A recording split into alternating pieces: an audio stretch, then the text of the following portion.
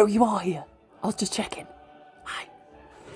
I'm back in the wood, ready for our next chapter. I'm so excited to find out what happens, because in this chapter, chapter 3, it's called Up the Faraway Tree, which means we get to climb the tree today. I'm so excited. Right, got the bookmark in. Take the bookmark out. Chapter 3, Up the Faraway Tree. Are you ready? Okay. The children did not tell their mother or father about the happenings in the enchanted wood, for they were so afraid that they might be forbidden to go there, which means they wouldn't be allowed anymore. But when they were alone, they talked about nothing else. When do you suppose we could go up the faraway tree? Franny kept asking. Oh, do let's go, please, Joe. Joe wanted to go very badly, but he was a little afraid of what might happen, and he knew that he ought to look after his two sisters and see that no harm came to them. Just suppose they all went up the faraway tree and never came back, because it was too dangerous. That wouldn't be good. So Joe's actually being very sensible, isn't he? He's thinking about it first. Then he had an idea. Listen, he said. I know what we'll do. We'll climb up the tree and just see what it is at the top. We don't need to go there. We can just have a look. We'll wait until we have the whole day to ourselves and then we'll go. The girls were excited.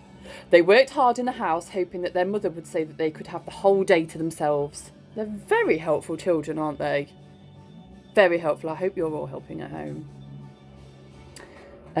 Joe worked hard in the garden too, clearing away the weeds, and their parents were very pleased with them.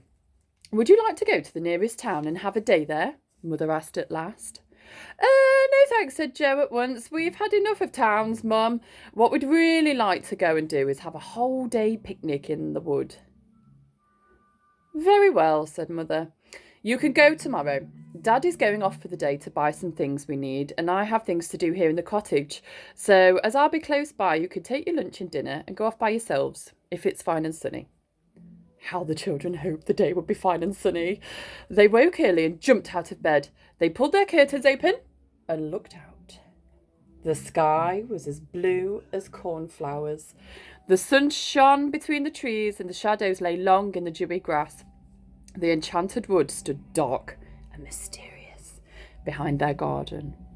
They all had breakfast. Their mother cut sandwiches and put them in a bag along with 3 cakes each. 3? She sent Joe to pick some plums from the garden and told Beth to take 2 bottles of lemonade. The children were so excited. Father set off to town and the children waved goodbye to him from the gate. Then they tore off indoors to get the bag in which their food had been put. They said goodbye to their mother, bye Mum, and slammed the cottage door. Adventures were in the air that morning. How exciting.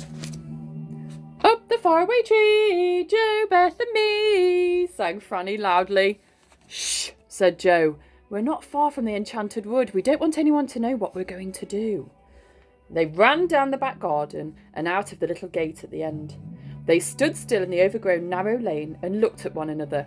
It was the first big adventure of their lives. What were they going to see? What were they going to do? They jumped over the ditch and into the wood. At once, they felt different. Magic was all around them. The birds' song sounded different. The trees once again whispered secretly to one another. Whoosh, whoosh, whoosh. Oh, said Franny, shivering with delight. Come on, said Joe, going down the green path. Let's find the faraway tree. We've already found it. We're already here. They followed him. He went on until he came to the oak tree under which they had sat before. There were the 6 toadstools too on which the elves had held their meeting, though the toadstools looked rather brown and old now. Which is the way now? Said Beth, stopping. None of them knew. They set off down the little path, but they soon stopped, for they came to a strange place where the trees stood so close together that they could go no further. They went back to the oak tree. Let's go this other way, said Beth, so they set off in a different direction. But this time they came to a curious pond. whose waters were pale yellow and shone like butter. Beth didn't like the look of the pond at all, and the three of them went back once more to the oak tree. They're going back to the oak tree because they know where they are when they're there, aren't they? And then they can go in a different direction. This is too bad, said Franny, almost crying. Just when we've got the whole day to ourselves and we can't find that special tree. I'll tell you what we'll do, said Joe suddenly. We'll call those elves. You don't you remember how they said they would help us whenever we needed them? Of course, said Franny. We had to stand under this oak tree and whistle 7 times. Go on, Joe. Whistle, said Beth. So Joe stood beneath the thick green leaves of the old oak and whistled loudly 7 times. This is where you whistle, children, because remember, Miss Fox cannot whistle. Not at all. So you have a go at whistling 7 times. Make sure you count carefully. The children waited. In about half a minute, a rabbit popped his head out of the nearby rabbit hole. And stared at them. Who do you want? Said the rabbit in a funny, furry sort of voice. The children stared in surprise. They'd never heard an animal speak before. The rabbit put his ears up and down and spoke again, rather crossly. Are you deaf? Who do you want? I said. We want one of the elves, said Joe, finding his tongue at last. The rabbit turned and called down his hole. Mr. Whiskers! Mr. Whiskers! There's someone wanting you! There came a voice shouting something in answer, and then one of the 6 elves squeezed out of the rabbit hole and stared at the children. Sorry to be so long, he said. One of the rabbit's children has the measles and I was down seeing to it. I didn't think rabbits got the measles, said Beth, astonished. They more often get the weasels, said Mr. Whiskers. Weasels are even more catching than measles as far as rabbits are concerned. He grinned as if he had made a huge joke, but as the children had no idea that weasels were savage little animals that caught rabbits, they didn't laugh. We wanted to ask you the way to the faraway tree, please, said Beth. We've forgotten the way.